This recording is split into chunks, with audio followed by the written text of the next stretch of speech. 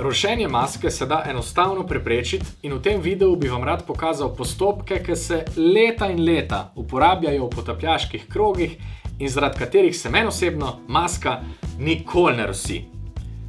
Prva stvar, ki jo dajmo jasno vzpostaviti je, ne potrebujete nobenih preparatov proti rošenju. Imate slino, to ni nič ogabnega, če to naredite prav, in do tega pridemo na koncu. Trik, ki ga marsikdo ne pozna, je pa povezan z masko. A veste, kako je zgrajena? Leča je na sredini in okrog nje je silikonski okvir ter pašček. Maske za potapljanje na vdih imajo ponavadi manjši volumen, ker to pomeni, da jih lažje izenačimo in preprečimo, da se nam pritisnejo na obraz. Vse, kar bom danes predlagal, pride prav, če imate masko, ki ima kaljeno steklo, torej tempered glass, kar nakazuje tale znakec s črko T.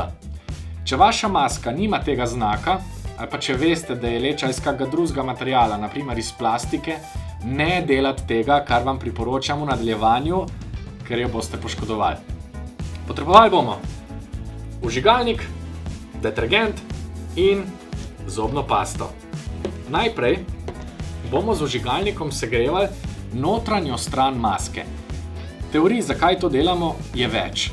V osnovi vse povezuje logika, da naj bo notranjost leče čim bolj čista, da preprečimo rošenje.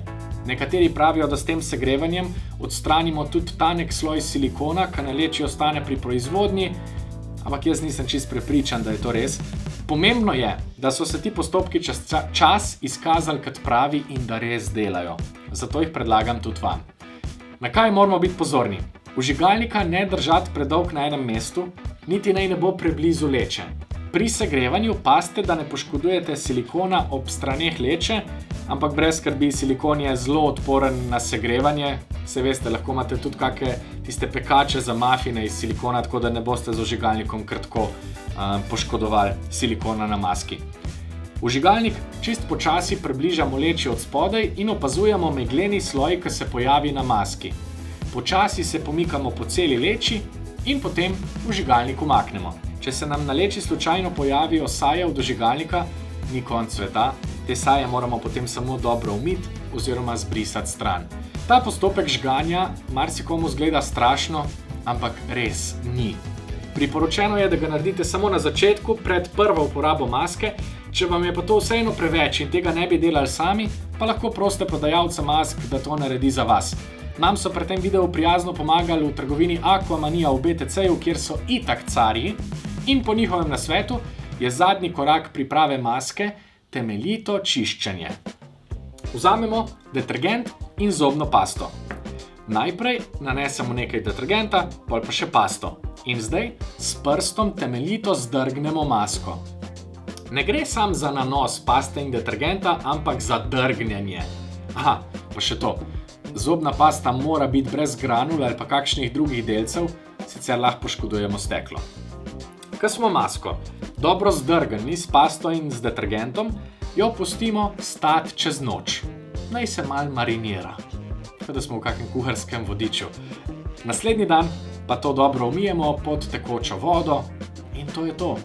Ko smo masko na ta način očistili, se nam ne bi smela zarositi, če vanjo pihnemo. Če se nam to zgodi, ponovimo čiščenje s pasto in detergentom. In to lahko delate tudi pred začetkom in koncem vsake sezone, ker priznajmo si, v maski se nabere ogromno svinjarije. Pro tip, včasih se pasta ali pa svinjarija zatakne v robove maske in takrat pridejo prav palčke za ušesa. Z njimi lahko dosežete vse robove in potem ste masko temeljito očistili. Zdaj veste, kako masko pripraviti doma, kaj pa preden gremo v vodo. To je še zadnji pomemben košček mozaika. Približno 5 minut prej v masko pljunemo in pljunek razmažemo. Če se potapljamo na dah, tako ali tako prej nismo jedli in slina bo čista. V vsakem primeru ne jest prej, če boste pljuvali v masko.